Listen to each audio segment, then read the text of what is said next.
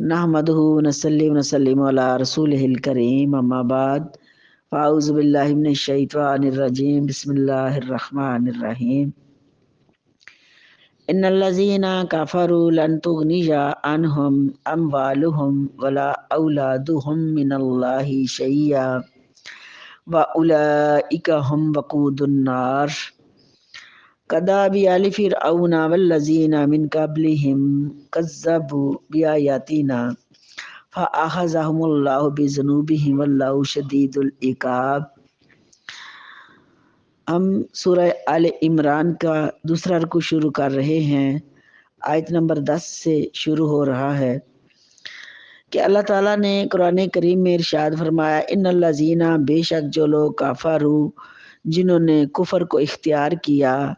लन तुगनिया हरगिज़ ना कफ़ायत करेंगे, अनहुम उनसे, अम्वालुहुम माल उनके, वला औलादुहुम ना उनकी औलाद, मिनल्लाहि शैयन कुछ भी, वाउलाइका और यही लोग हैं, वक़ूदुन नार ईंधन है दोज़ख का, कदाबी आलि फ़िरऔना जैसे आदत फ़िरौन वालों की या तरीका फ़िरौन वालों का, वल्लज़ीन और जो लोग मिन क़ब्लिहिम उनसे पहले थे, कज़्ज़बू जुटलाया उन्होंने बिआयातिना हमारी आयतों को, फ़अख़ज़हुमुल्लाहु पस पकड़ा उनको अल्लाह ताला ने, बेज़ुनूबिहिम उनके गुनाहों की वजह से, वल्लाहु शदीदुल इक़ाब और अल्लाह ताला सख्त अजाब देने वाला है। 10 और 11 आयत पढ़ी हूँ, साथ साथ पढ़ती रहूँगी। अल्लाह ताला ने कुरान करीम में इरशाद फरमाया है कि जो काफिर हो गए हैं, इनकार कर लिया है उन्होंने अल्लाह की ज़ात का, तो रोज़े महशर उनकी कोई किफ़ायत नहीं करेगा, कोई सिफारिश नहीं करेगा, कोई मदद उनकी नहीं होगी। हरगिज़ भी लन तुगनिया अनहुम उनसे जो माल उन्होंने रखे हैं, दुनिया में जमा कर रखे हैं, ये माल भी क़यामत के दिन उनके काम नहीं आएंगे, और जो औलादें हैं उनकी वो भी उनके काम नहीं आएंगी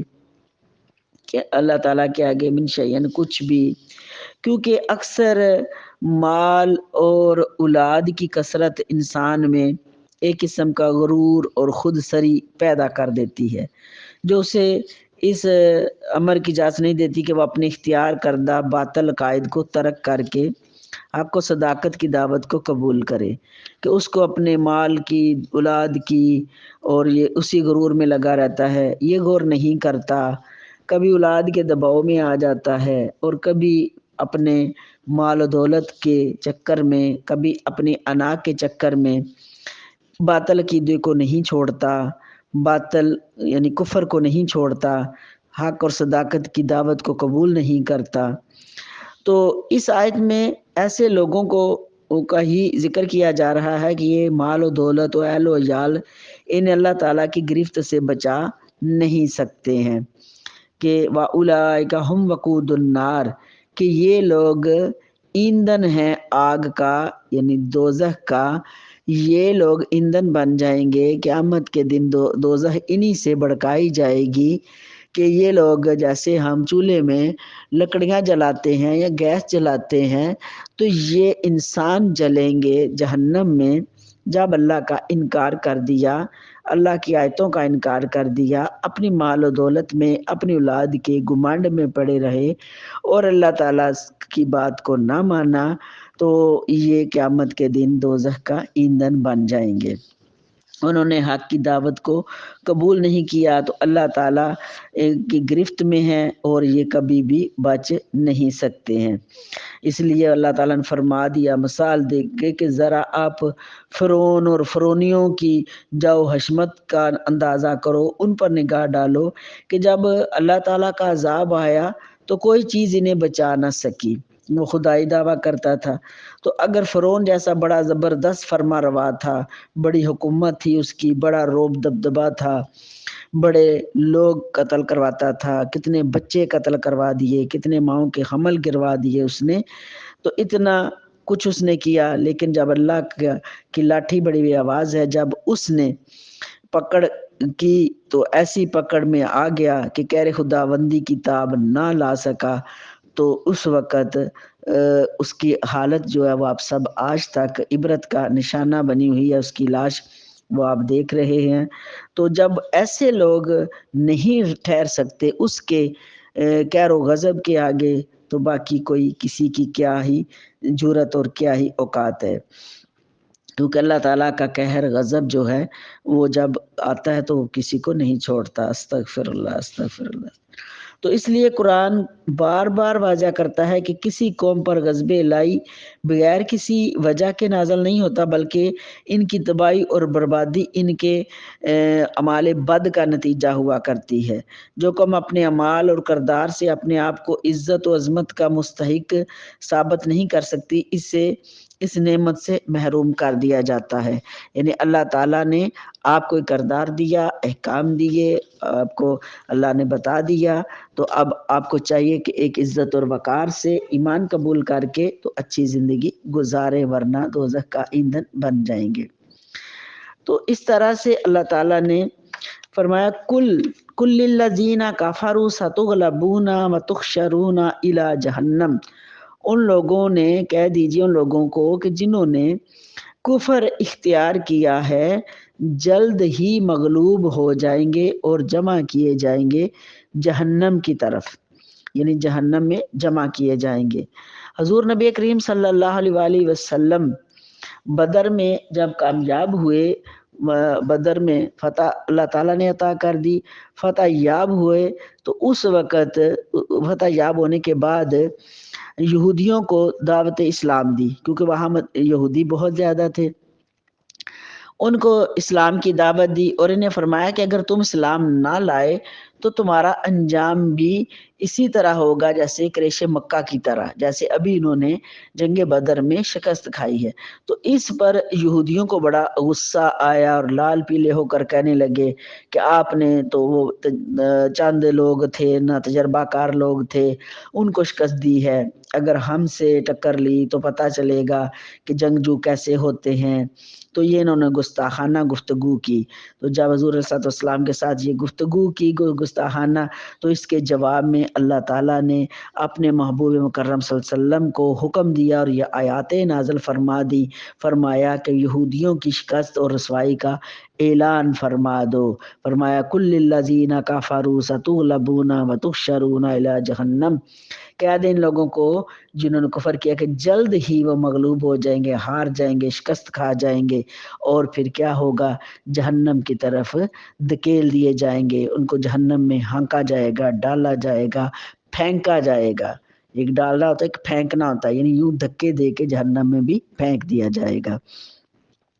کیونکہ اور وبئس المہاد، اور برا ہے ٹھکانہ، اور برا ٹھکانہ ہے دوزخ، استغفر اللہ، بہت برا ٹھکانہ ہے۔ قد کان لکم آیات فی فئتین التقاتا فئۃ تقاتل فی سبیل اللہ واخری کافرۃ یرونہم مثلیہم رأی العین، کہ اللہ تعالیٰ نے فرمایا کہ بے شک تمہارے لیے نشانی ہے دو جماعتوں کے ملنے کے دن، کہ ایک جماعت فئات تقاتل لڑ رہی تھی فی سبیل اللہ، اللہ تعالیٰ کی راہ میں، واخری اور دوسری کافرۃ کافر تھی، کہ یرونہم دیکھ رہے تھے ان کو، مثلیہم دیکھنا ان کا، مثل رأی العین دیکھنا دو آنکھوں سے یا ڈبل دیکھنا۔ اب یہ کہ جنگ بدر کا ذکر ہو رہا ہے کہ جس میں مسلمانوں کی تعداد 313 تھی، جن میں صرف مسلمانوں کے پاس 6 زیرہ پوش تھے، اور ساز و سامان کا یہ عالم تھا کہ ساری فوج میں 2 گھوڑے اور 70 اونٹ اور 8 تلواریں تھیں۔ ان کے مقابلے میں کفار کا لشکر بہت بڑا تھا۔ کفار کا لشکر اتنا تھا کہ تفسیروں میں آتا ہے کہ جو ہے 950 بھی آتا ہے، بعض میں 4000 بھی آتا ہے، 5000 بھی آتا ہے، یا 9000 تک تعداد مختلف، یعنی اس میں مختلف روایات ہے، لیکن یہ ہے کہ یہ تعداد بہت زیادہ تھی مسلمانوں سے تعداد، کیونکہ مسلمانوں کی 313 ہی ہے، اسی پر سب نے اتفاق کیا، سب نے یہی لکھا ہے۔ اور ان کا ہزاروں کا لشکر تھا، بعض نے 1000 کے قریب کہا، بعض نے 3000، بعض نے 4000، بہرحال اتنا ہی ہے کہ ان کا لشکر بہت بھاری تھا، جو ہر طرح سے جو ہے اسلحے سے پوری طرح مسلح تھا۔ ان کے پاس بہت زیادہ اسلحہ تھا، سواری کے لیے ان کے پاس 100 گھوڑے تھے اور 700 اونٹ بھی تھے، اور رسد کا یہ حال تھا کہ ہر روز اونٹ ذبح ہو رہے تھے۔ اتنی کثیر تعداد تھی ان کی فوج کی، اور اتنی قلیل اور غیر مسلح فوج سے وہ لڑنے آئے تھے۔ اور پھر اس غیر مسلح فوج نے جو بہت تھوڑی تھی، ان کو اللہ تعالیٰ نے اس تھوڑی سی جماعت سے جب وہ ٹکرائے تو اللہ نے ان کو بڑی فوج کو شکست دے دی اور تھوڑی فوج کو کامیابی دے دی۔ کامیابی مسلمانوں کو دے دی، کفار کو شکست ہوئی، اور کفار کو شکست دینا اور مسلمانوں کو کامیابی ملنا اللہ تعالیٰ کی قدرت کی کھلی نشانی ہے۔ یہ اللہ تعالیٰ کی طرف سے کامیابی عطا کی گئی۔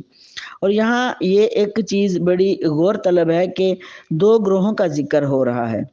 کہ وہ 2 گروہ کون کون سے تھے۔ تو ایک گروہ وہ تھا جو اللہ کی رضا کے لیے لڑ رہے تھے، یعنی مسلمان اللہ کی رضا کے لیے نکلے تھے، ان کو پتا تھا ان کے پاس کوئی ساز و سامان نہیں، کچھ بھی نہیں ہے، اتنی سواریاں بھی نہیں ہیں، کوئی پیادل ہیں، کوئی کس طرح سے ہیں، اور اس پر ویسے بھی بہت لمبی تفصیل ہے، انشاءاللہ آگے پھر آئے گا اس کا ذکر۔ تو لیکن اللہ تعالیٰ نے فتح دی مسلمانوں کو، وہ غرور میں ڈوبے ہوئے تھے، ایک ایک اونٹ تو ان کا ایک ٹائم کی خوراک بن رہی تھی، اتنے تعداد زیادہ تھی ان کی، بلکہ کہیں کہتے ہیں اونٹ بہت زیادہ ذبح ہو رہے تھے، 1 تھا، 2 تھے، 4 تھے، کیونکہ جتنی تعداد تھی اس طرح سے اونٹ ذبح کیے جاتے اور ان کے لیے کھانا تیار کیا جاتا۔ اور ایک جماعت اللہ تعالیٰ کی راہ میں تھی، یعنی اہل ایمان، اہل اسلام، اور دوسری جو وہ کافر تھی۔ تو یہ بتا دیا کہ دونوں برسر پیکار ہوئے، اور پھر اللہ تعالیٰ نے مسلمانوں کو جو ہے وہ کامیابی عطا کی۔ اور یہ بھی کہ دیکھا کہ جو اس میں قرآن پاک میں آتا ہے کہ پھر دیکھ رہے تھے، دوسری کافر تھی، کہ دیکھنا ان کا مثلہم رأی العین، اس کی آگے بھی ایک تفصیل آئے گی، یہاں بھی کچھ دی انہوں نے، کہ وہ پھر دیکھ رہے تھے مسلمان کہ کافر ہم سے کتنے زیادہ ہیں اور ہم بہت تھوڑے ہیں، پر وہ گھبرائے نہیں ہیں، کہ دیکھ رہے تھے کہ وہ ڈبل ہیں ہم سے، اور کئی گنا زیادہ ہیں، کئی گنا ڈبل نہیں بلکہ ڈبل سے بھی زیادہ، کئی گنا ہم سے وہ زیادہ ہیں، لیکن وہ گھبرائے نہیں، ان کے دل ڈگمگائے نہیں ہیں، پریشان نہیں ہوئے۔ کملی والے کا ساتھ ان کو نصیب ہے، قرب کملی والے کا نصیب ہے، اور اللہ تعالیٰ کی طرف سے فتح کا اعلان پا چکے ہیں، اور ان کا دل اس پر قائم ہے، اور اللہ تعالیٰ نے ان کو ٹھہراؤ عطا کر دیا۔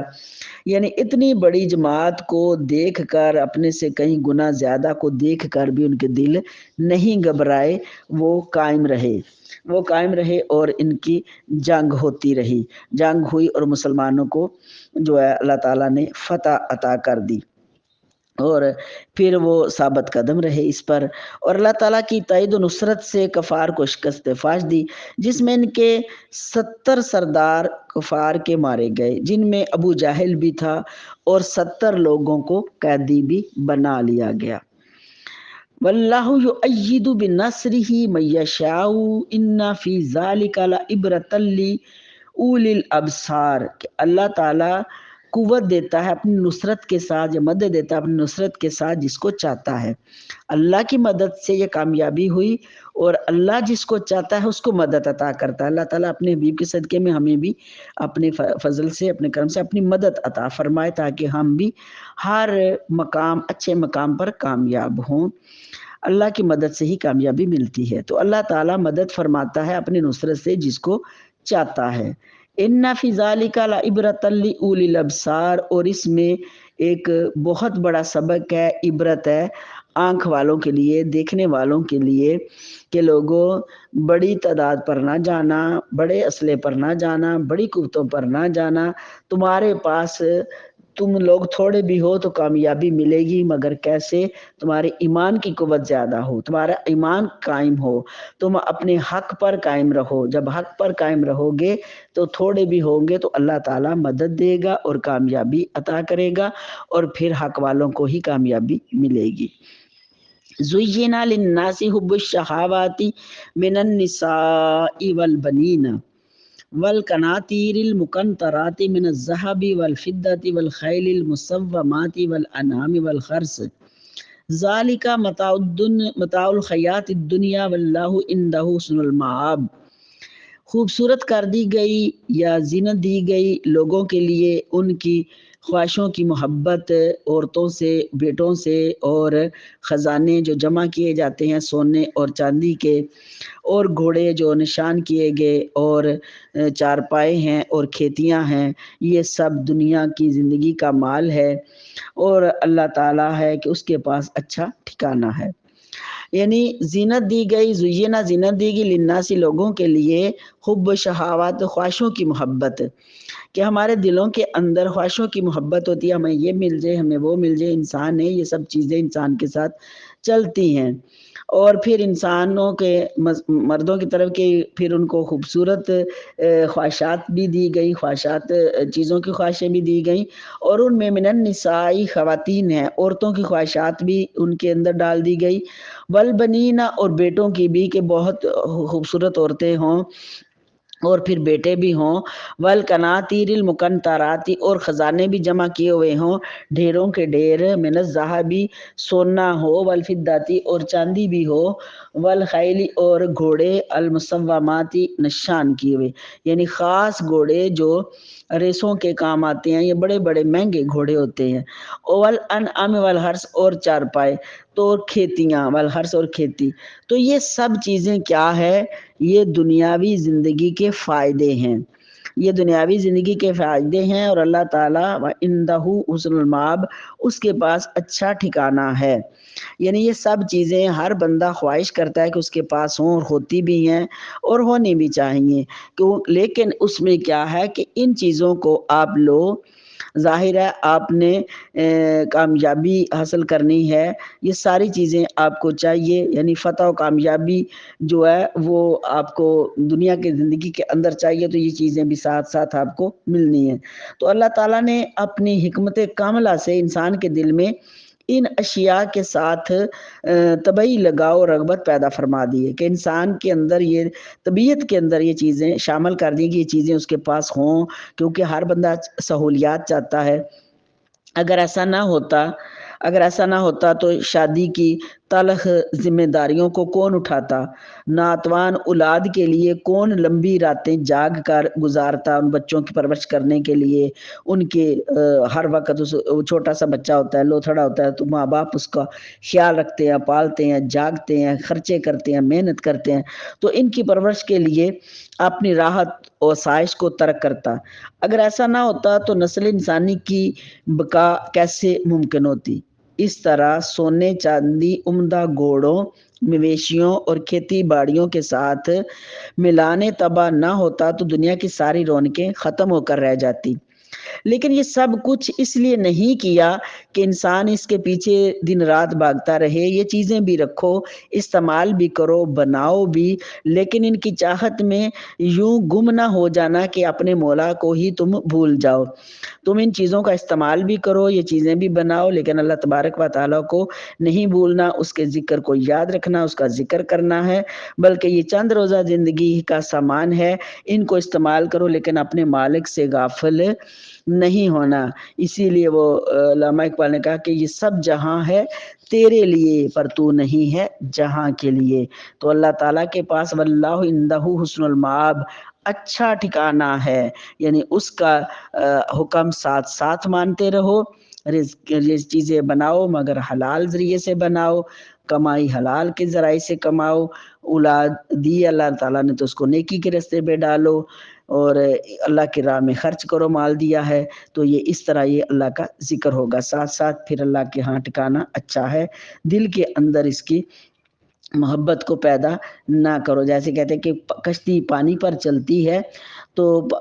انسان کو کشتی میں بیٹھ کر وہ دوسرے کنارے پہنچا دیتی ہے، لیکن وہ پانی پر چل رہی ہوتی ہے، بغیر پانی کی کشتی نہیں چلتی ہے۔ لیکن اگر وہ پانی کشتی کے اندر آ جائے تو کشتی چل نہیں سکتی بلکہ ڈوب جاتی ہے۔ اسی طرح یہ جاؤ حشمت، یہ مال و دولت، یہ خواہشات، یہ خزانے، یہ کھیتیاں، یہ باڑیاں، یہ اولاد، یہ عورتیں، یہ سب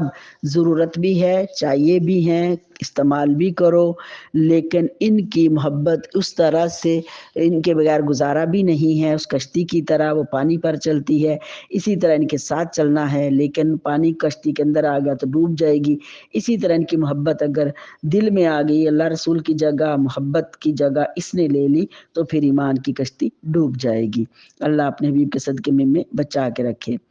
کل او نبیکم بخیر من ذالکم، فرما دیجئے کہ میں تمہیں خبر دوں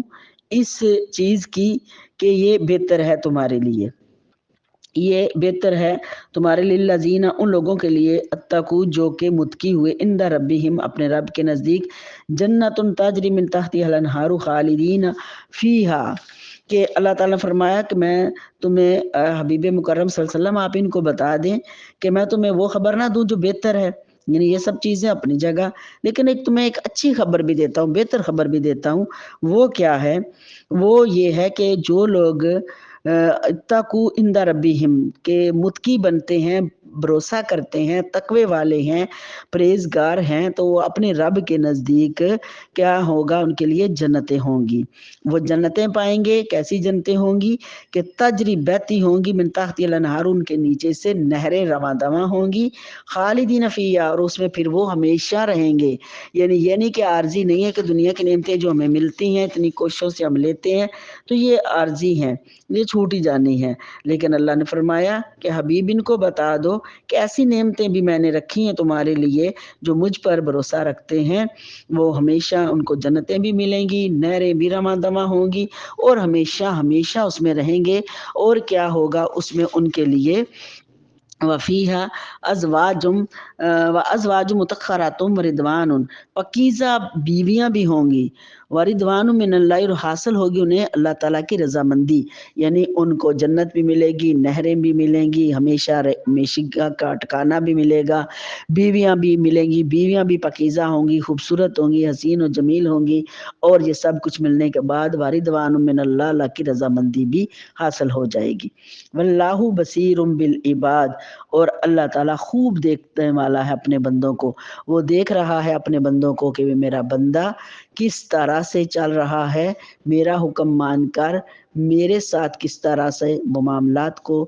مان رہا ہے، اور رزق حلال کما رہا ہے، اور ہر جگہ میرا ذکر اور میری محبت اور میرے خوف کو اپنے ساتھ لیے ہوئے ہے، وہ دیکھ رہا ہے۔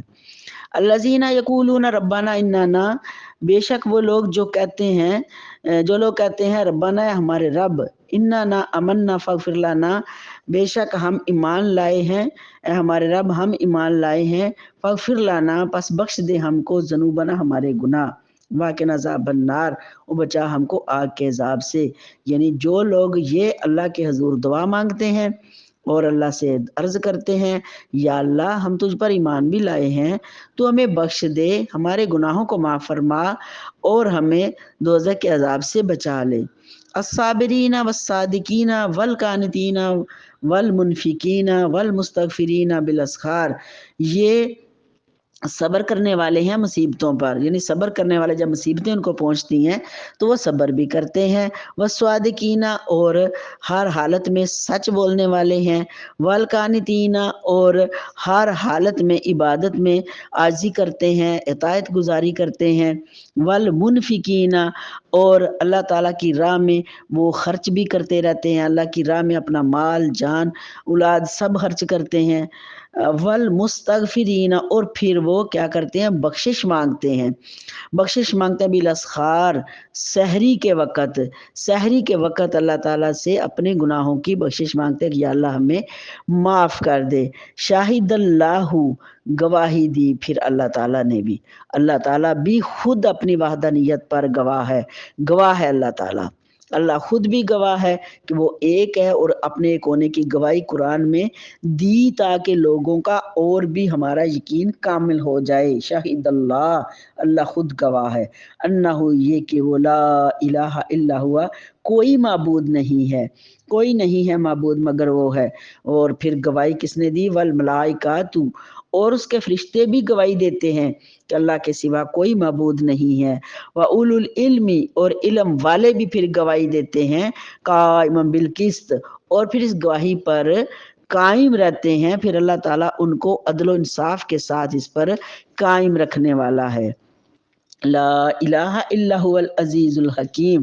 نہیں کوئی معبود مگر وہ غالب حکمت والا ہے۔ یعنی اللہ نے خود بھی گواہی دی ہے کہ اللہ تعالیٰ گواہ ہے کہ کوئی معبود نہیں ہے مگر وہی ہے۔ فرشتے بھی گواہی دیتے ہیں، اہل علم بھی گواہی دیتے ہیں، پھر قائم بھی ہیں، پھر اللہ تعالیٰ ان کو عدل و انصاف کے ساتھ اس پر قائم بھی رکھتا ہے۔ کوئی معبود بھی نہیں ہے اس کے سوا، وہ غالب حکمت والا ہے۔ ان الدین عند اللہ الاسلام، بے شک دین اللہ تعالیٰ کے نزدیک اسلام ہے۔ یعنی اللہ کا پسندیدہ دین جو ہے، اتنے ادیان جو دنیا میں گزرے ہیں سب سے، یا اب بھی ہے، سب سے پسندیدہ دین دین اسلام ہے۔ وَمَا اخْتَلَفَ الَّذِينَ أُوتُوا الْكِتَابَ إِلَّا مِن بَعْدِ مَا جَاءَهُمُ الْعِلْمُ بَغْيًا بَيْنَهُمْ وَمَن يَكْفُرْ بِآيَاتِ اللَّهِ فَإِنَّ اللَّهَ سَرِيعُ الْحِسَاب، کہ اللہ تعالیٰ کے نزدیک دین اسلام ہے، اور نہیں اختلاف کیا ان لوگوں نے جن کو دی گئی کتاب، مگر بعد اس کے جو آ چکا ان کے پاس علم، اور سرکشی کی انہوں نے آپس میں۔ یعنی دین اسلام جو بھی پیغمبر آئے وہ حق پر آئے، وہ حق ہیں،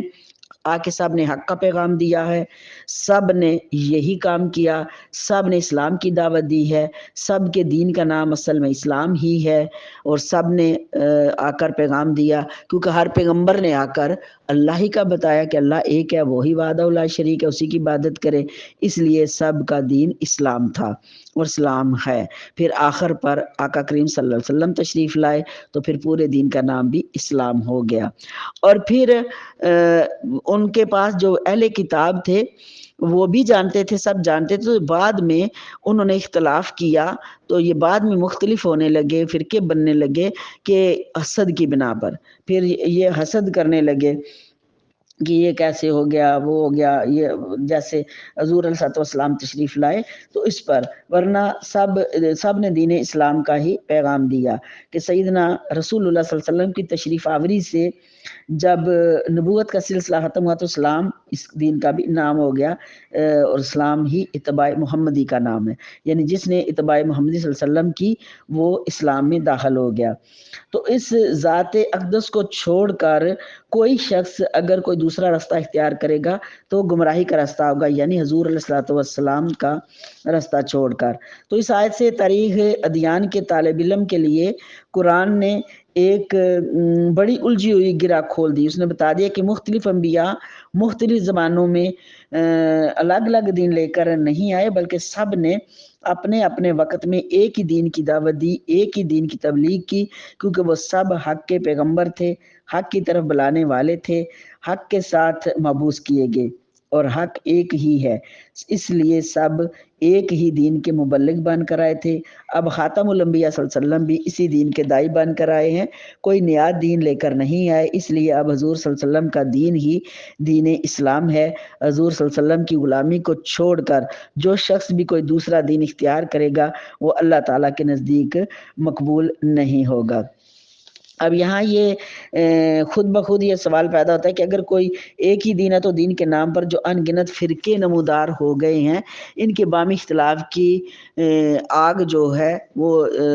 ہر جگہ پر لگی ہوئی ہے، تو اس کی کیا وجہ ہے؟ تو اس آیت میں ہی اسی کا جواب دیا گیا ہے کہ یہ اختلاف کسی نیک نیتی یا غلط فہمی پر مبنی نہیں، بلکہ جو ہے وہ حسد کی وجہ سے ہے، حسد و ناز کی وجہ سے ہے۔ اس کی تفصیل پہلے سورہ بقرہ میں گزر چکی ہے۔ اور اللہ تعالیٰ جو ہے وہ حساب لینے والا، من یکفر بآیات اللہ فإن اللہ سریع الحساب، اور جو کوئی اللہ تعالیٰ کی آیتوں کا انکار کرے گا بے شک اللہ تعالیٰ جلد اس کا حساب لینے والا ہے۔ فإن حاجوک فقل اسلمت وجہی للہ ومن اتبعن وقل للذین اوتوا الکتاب والامیین اسلمتم فإن اسلموا فقد اہتدوا وإن تولوا فإنما علیک البلاغ واللہ بصیر بالعباد۔ پھر اگر کوئی آپ سے جھگڑا کریں تو بس کہہ دیجئے کہ میں نے جھکا دیا اپنا سر اللہ تعالیٰ کے لیے، اور جنہوں نے میری پیروی کی ہے